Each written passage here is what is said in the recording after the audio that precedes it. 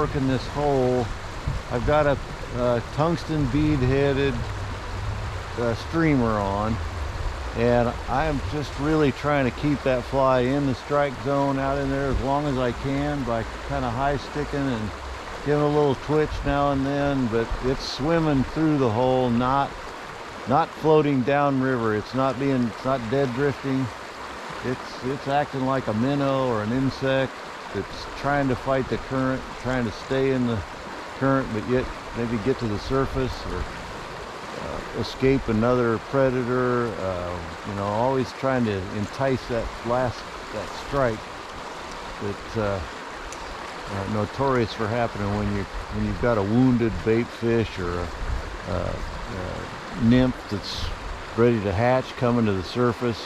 Woolly booger is the fly that works 99% of the time, no matter what you're fishing for. Bluegill, stripers, bass, because it imitates so many different things. It could be a crawfish, could be a you know, fish are notorious tasters. They like to taste things. They strike out of instinct. They whatever it might look like. I mean, they even eat a stick now and then because it looked like something they thought it might be something to eat, but they'll stick it in their mouth and spit it out fast as you can believe.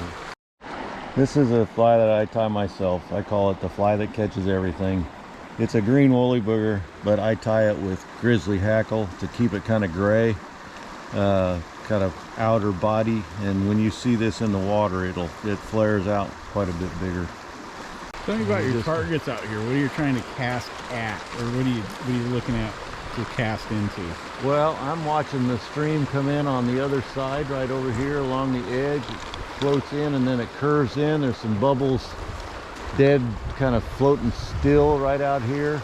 So I'm thinking if I'm a fish, I'm going to watch for stuff coming off that edge down into the deeper water where it slows down a little bit. I'm lazy. I don't like to be swimming in that fast current, so I'm going to stay to the bottom end of this faster current coming in, sticking right in that slow area, waiting for food to come to me. A lot of people call it the bubble line. You could kind of see a fairly good one right in the middle there. That's where the current's at, and that's the food chain. That's the water bringing food downriver. Fish are always down there looking up, looking for food to come right across their face. So it's and it's a technique. I mean, it's active fishing.